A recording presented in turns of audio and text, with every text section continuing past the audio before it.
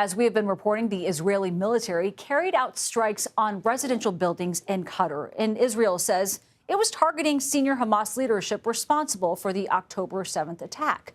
Hamas claims only 5 lower-level officials were killed.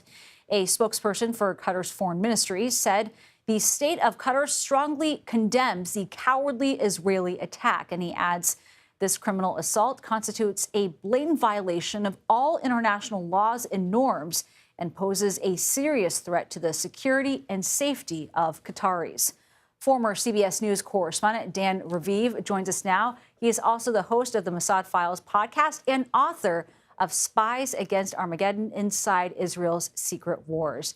Thanks for joining us. Dan, why would Israel feel like it's necessary to carry out this strike?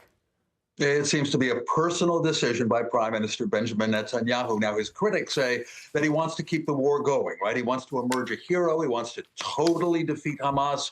He doesn't really want to make a deal for the hostages, especially if it's a partial deal. We had that kind of partial deal several times. Netanyahu says that the people who were targeted today in Qatar are the same political leaders of the Hamas movement who celebrated on October 7th, almost 2 years ago, when more than 1,200 people in Israel were massacred, more than 250 kidnapped. And so he says they deserve it, and there was an opportunity. Obviously, he's making no apology, and lately Israel doesn't seem to care if the world condemns Netanyahu and Israel. Right now, they're standing firm, Nancy. But Dan, as you well know, Qatar is a mediator for Israel and Hamas.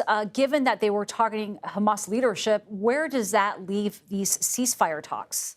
Well, it's pretty obviously a problem, right? Trying to kill the other side in the indirect negotiations. Well, Qatar itself says that for now, there are no talks scheduled, but added that Qatar is still going to play its traditional role of trying to be a peacemaking mediator. So as hard as it might be to believe, efforts to end the war might continue, but in the meantime, Israel is still pounding Gaza, even knocking down buildings in Gaza City, again, trying to get the upper hand and claim that Hamas can be defeated.